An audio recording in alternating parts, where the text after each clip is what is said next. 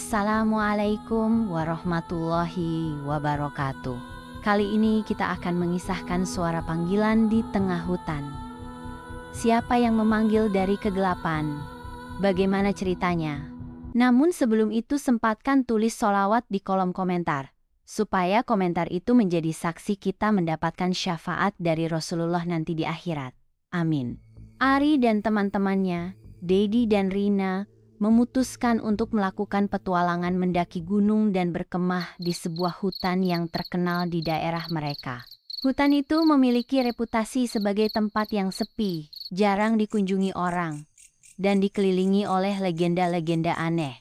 Namun, karena kesukaan mereka terhadap tantangan, mereka tidak takut untuk menjelajahinya.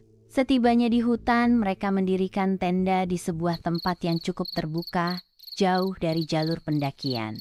Suasana hutan terasa tenang, bahkan agak mencekam, dengan angin yang sekali berhembus lembut, namun seolah ada sesuatu yang tidak beres di sekitar mereka. Rina, yang sudah mendengar beberapa cerita tentang hutan itu, mulai merasa tidak nyaman. Tapi Ari dan Dedi meyakinkannya bahwa itu hanya cerita lama. Malam pun tiba. Mereka berkumpul di sekitar api unggun, tertawa dan bercerita, mencoba menghilangkan ketegangan yang ada. Namun, saat api unggun mulai meredup, mereka mendengar sesuatu yang aneh.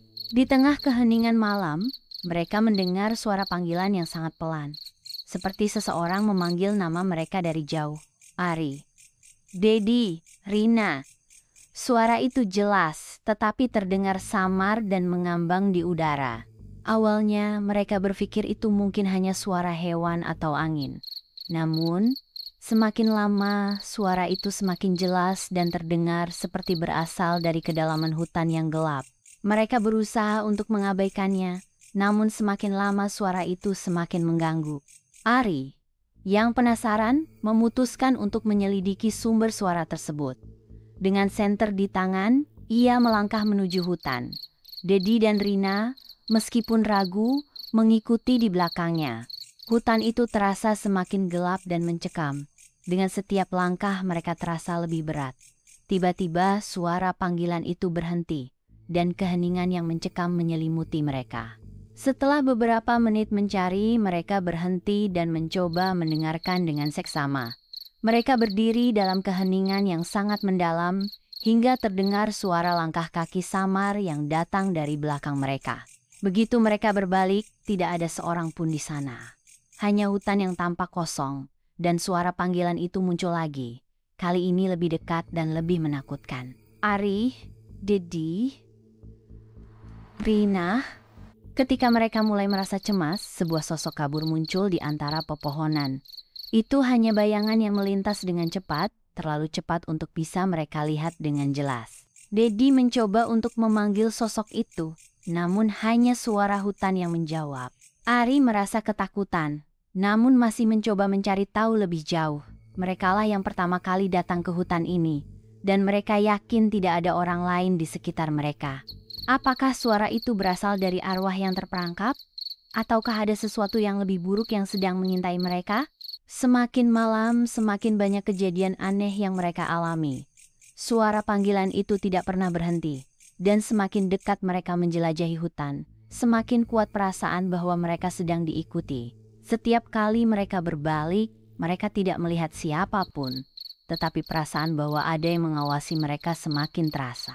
Tiba-tiba mereka mendengar langkah kaki berat yang datang dari belakang. Saat berbalik, mereka melihat sosok seorang pria berjubah hitam berdiri beberapa meter di belakang mereka. Wajah pria itu tampak kabur, seperti bayangan, dan matanya kosong.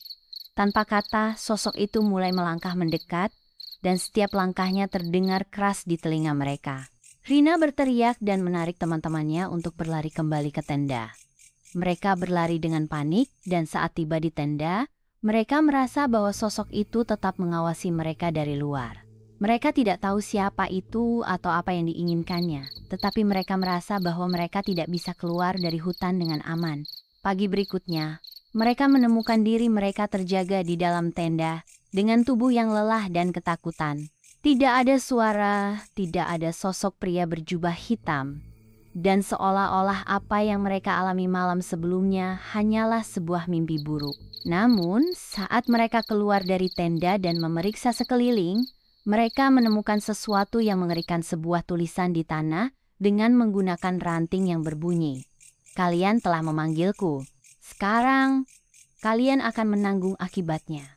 Ari, Dedi, dan Rina merasa bahwa mereka telah terjebak dalam sebuah kutukan yang tak bisa mereka lari dari.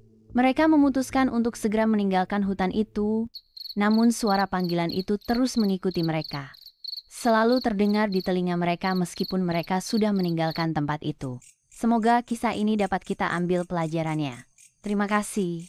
Assalamualaikum warahmatullahi wabarakatuh.